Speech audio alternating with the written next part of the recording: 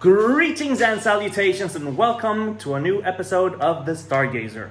This week, wall panels. The pink stuff that you see on the walls is kind of primer. It's like tiny little grains of sand that creates a bonding surface for the glue when I put the wall panels. One quick note before we continue. After last week's video, the smashing of this wall and the opening of the large window, I received a lot of messages from people saying, "Ooh, how are you this confident? How can you do this so well?" I don't. The reason why you don't see me doing most of the stuff is because I don't know what I'm doing. I'm just going by YouTube, Google, and common sense. So sometimes I might make a mistake, or maybe I'm doing some of the stuff wrong, but I'm getting it done and I'm doing it by myself. And if there's a mistake, at least I was the one who made it, not some idiot who I paid too much money for to do a crap job anyway. Here's the thing. The secret is just do it.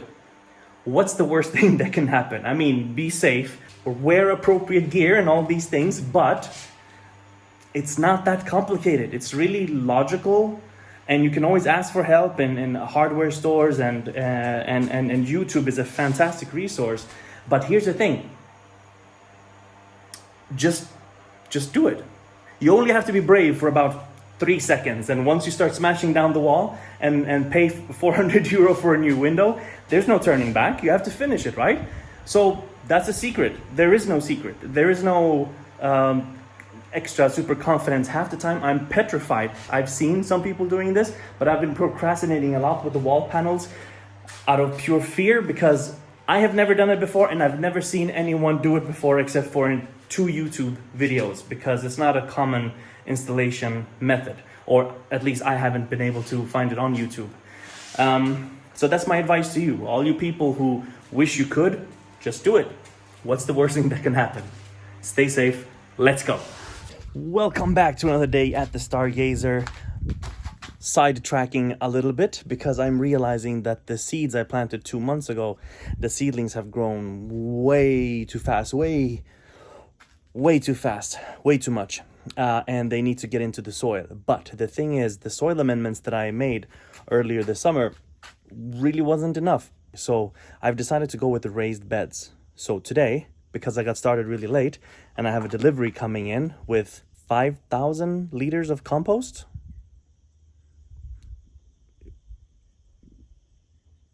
The delivery costs more than the compost itself, so I thought, let's just get a lot. So we have for the next couple of years, I guess. So today, because I arrived late and because I have that delivery, I don't want to get started mixing glue and stuff for the wall panels. So I'm outside and I'm going to get these planks ready to become a raised garden bed. So short recap of what's going on with the soil is that when I first got this place earlier this year, this was just a gravel pit. No, I want results now. By now, you know I'm not a very patient person. So what I'm going to do is put raised beds here, obviously avoiding the cherry tree there in the middle. Yeah, these raised beds are going to be placed here, and we'll see if we get some better results for the next coming seasons.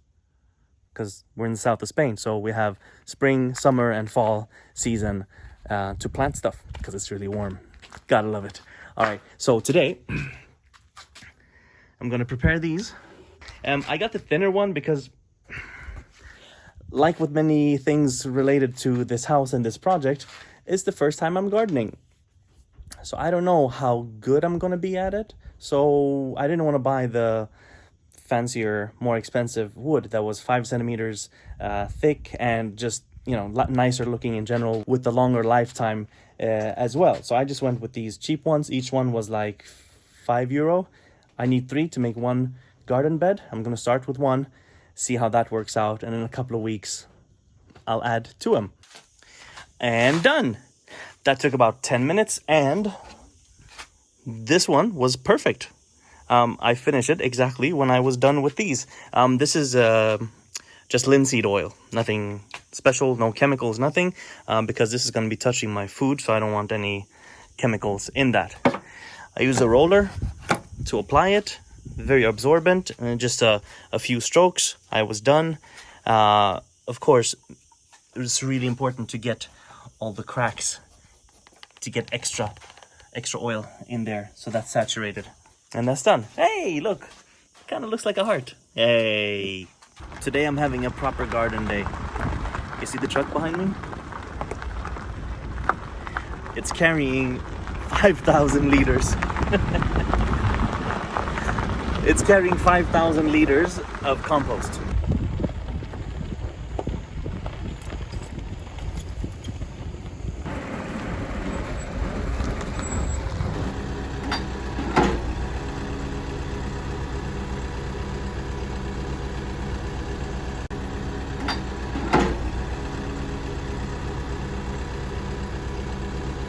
So keeping with Spanish traditions, the delivery guy with the compost was about 3 hours late. So I was waiting. I didn't want to get started with the wall panels because I didn't want to stop in the middle, and then I have the glue drying, and yeah. So I got nothing done today except for mapping out where I'm going to put the raised beds. So I'm going to have one here, another one there. They're going to be 2.5 meters by 1.5. So 2.5 by 1.5. I got a cherry tree growing here. This is an olive tree, and that is bay leaf. I don't really want to touch them. And all around here, I have some berry bushes. Don't want to touch them either. So this is going to stay the way it is. I'll just have these two large raised beds in the front. And then I can fit 3 more raised beds here on the side. And I have more space behind the house as well. But good Lord, look at this. At least we got that done today. Tomorrow I'll continue with the raised beds, and hopefully, if time allows, I will get started on the wall panels finally. See you tomorrow. Good afternoon and welcome to another blistering hot day at the Stargazer. Today I'm putting one of the garden beds. What you see over here is cardboard, which is meant to suppress any weeds from underneath. I'm less worried about those weeds though, underneath a layer of 20 something centimeter compost, and more concerned about all the seeds that are spread through all the weeds and bushes and shrubs and everything around here. That is definitely going to cause more disturbance here than anything growing from beneath. But as a safety precaution, why not? Side note, I was editing a part of this week's video yesterday, and I realized I'm talking a lot and I'm naked most of the time. Not naked, but it's just way too hot to be wearing clothes and being polite. So I'm in my underwear at this point. I'm absolutely exhausted, and man, I'm not in good shape. This is how far I got so far. It's almost done.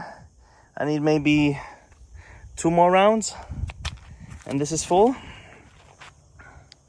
But it's so hot, it's so humid, it's difficult to breathe. And if any doctors out there, I'd be curious to know, why am I not getting in better shape? I'm here working out every day. It's always difficult, and I'm always out of breath. Maybe I talk too much. Okay, full disclosure. I don't know exactly what it is that makes me procrastinate this much about putting the wall panels. On one hand, it's the temperature, the humidity is just, it makes it very difficult to do heavy labor in this heat. But there's something that just stops me from doing it. And I think it's simply because I've never seen anyone do it with my own eyes. And that triggers a whole range of insecurities and issues that I might have to take up with my shrink.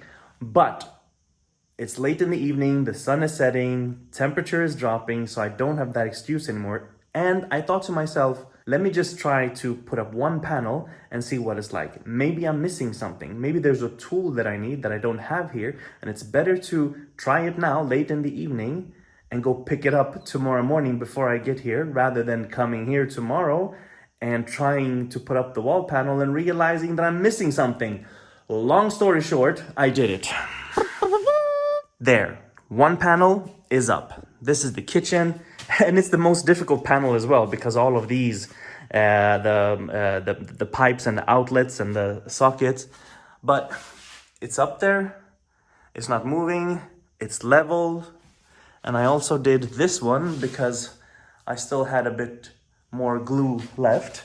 I even did a horizontal experiment to see what would happen if I put it on the ceiling. So the salesman told me to put 9 big dollops spread out across the whole panel.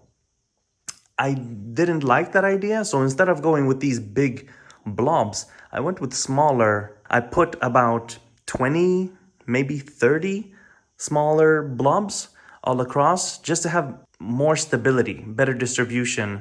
It made sense in my mind as I was doing it, so I just went with it. So we'll find out tomorrow whether or not it was a success. Of course it was. See you tomorrow. Ooh, hey, and welcome to another day at the Stargazer. Today we're just making a quick pit stop on the way to Granada. And, well, you don't know this, but I'm surrounded by farmers with big fields here, and they've collected their crops. And what's left out in the fields is just straw. So I took a bag, filled it up, and now my plants have mulch. So why mulch, you may ask? Well, soil is dark. Compost is even darker. And what happens when you add dark material with the blazing hot sun, scorching? Well, the soil gets really hot, which means the roots of the plants get really hot. And also, the water evaporates. So when you cover your soil with mulch, what you're doing is you're protecting it. You're protecting the soil from overheating. You're protecting the roots. And as time goes by, the straw decomposes and gives nutrients back to the soil. That's why it's good. Ooh, mother of a donkey. Check it out. Rock hard, where's my hammer? Here. Look.